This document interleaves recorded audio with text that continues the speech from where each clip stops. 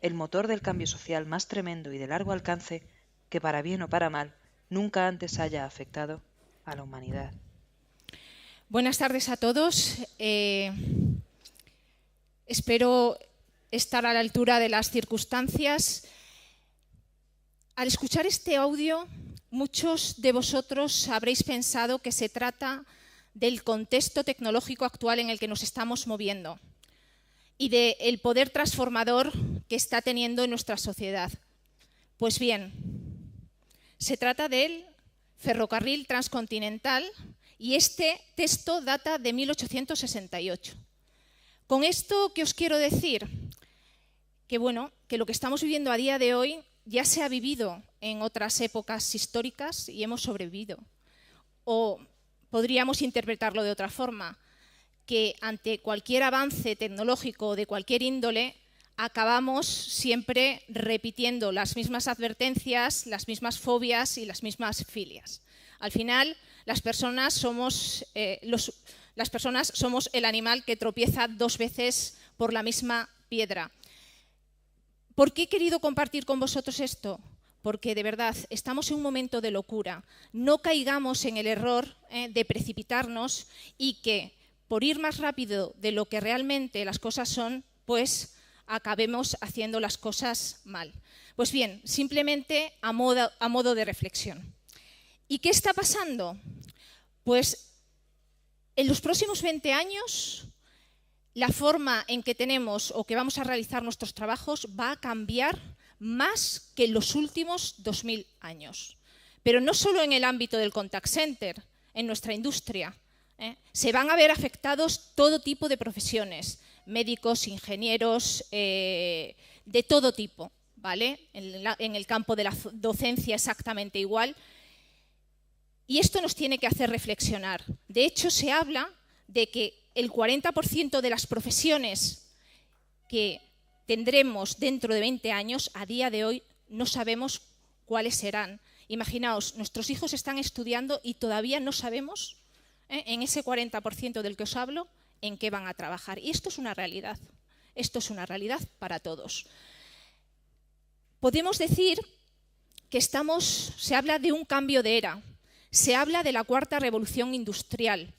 Si por revolución industrial entendemos aquellos cambios que se dan en la sociedad derivados de avances tecnológicos. Si nos retrotraemos en el tiempo, históricamente las revoluciones industriales que hemos vivido, siempre ha habido un avance en el ámbito de la generación de la energía, en el transporte, las comunicaciones.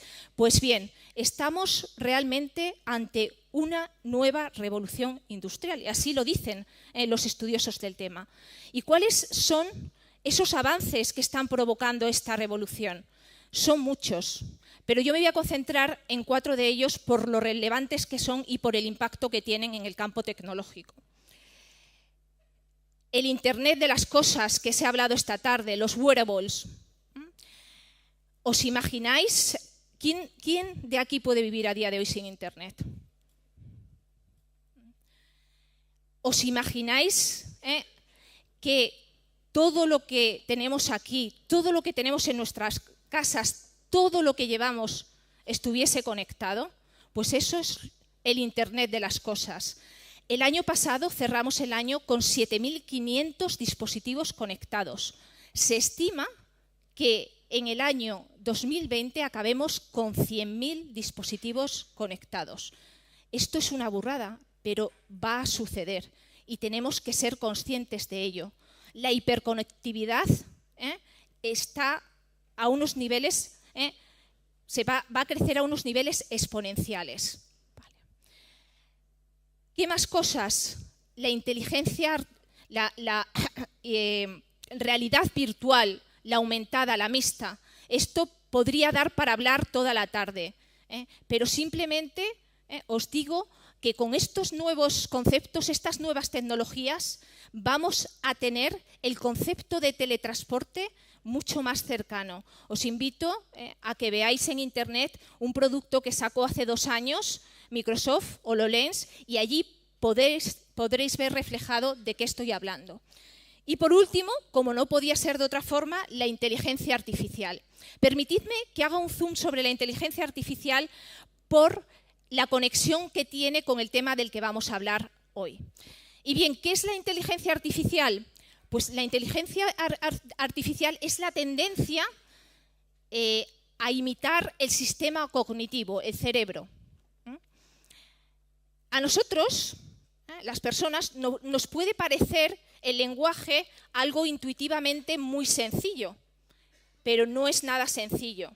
Si yo os pregunto cuánto tarda un ser humano, una persona, en aprender a hablar, ¿qué me diríais? Nadie se atreve. Pues de media 15 a 20 años. Y ya no os digo a comunicarnos. ¿Cuántas veces en nuestro día a día nos comunicamos con una persona y no nos entendemos? Y ya no os digo escribir. Pues bien, la inteligencia artificial de lo que trata es de eso, de imitar realmente al cerebro humano. Y el cerebro humano es el gran desconocido. Todavía a los científicos les está pasando factura en el sentido de que se encuentran con sorpresas que no esperan. Esta disciplina no es una disciplina de ahora, es una disciplina de hace desde 1950. Alan Turing fue un matemático británico que empezó a aventurarse en este campo y es entonces cuando se acuñó esta disciplina. Pues bien, ¿qué ha pasado? Realmente lo que ha pasado es que en los últimos 10 años la potencia, la computación, los procesadores, la nanotecnología han permitido hacer cosas con la inteligencia artificial que en los años anteriores no se podía hacer. Entonces, todo esto ha provocado un avance inmenso en lo que a inteligencia artificial se refiere. Y bien, ¿cómo funciona el cerebro? El cerebro al final lo constituyen muchísimas funciones. Una de ellas es aprender, ¿vale? ¿Y qué dos factores se tienen que dar para que podamos aprender? Primero, tenemos que tener un conjunto de algoritmos, nacemos de forma innata con ellos, más o menos potentes, las conexiones de esas 90.000 millones de neuronas que tenemos son más o menos potentes, y después, muy importante, entrada de datos. La materia prima aquí es fundamental. Lo que entra en mi cerebro lo proceso y da una salida. ¿De acuerdo? Esto en el campo se dice que somos lo que comemos. Si lo llevo al campo fisiológico es muy sencillo. Yo hoy como espinacas, lo procesa mi estómago y dejo a vosotros que penséis cuál es la salida, ¿no? Pero en el campo psicológico es más complicado. Y si no, no sé si alguno de vosotros escuchó lo que le pasó a Microsoft en marzo del año pasado, que creó un chatbot para hablar con jóvenes de entre 18 y 20 años por Twitter y lo tuvo que retirar 24 horas después porque el chatbot se convirtió en un chatbot racista y xenófobo. Entonces, claro, la entrada de datos que recibía era de un campo muy restricto de personas, de jóvenes de 18 a 20 años. ¿Veis lo que os quiero decir? O sea, la entrada de datos es fundamental. ¿Qué más funciones nos podemos encontrar en el cerebro?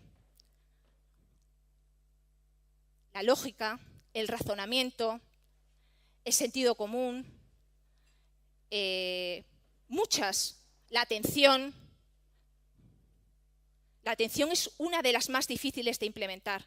Espero que la tengáis todos bien activadas en esta fase. ¿Os imagináis a un robot sin que le implementemos la función del sentido común?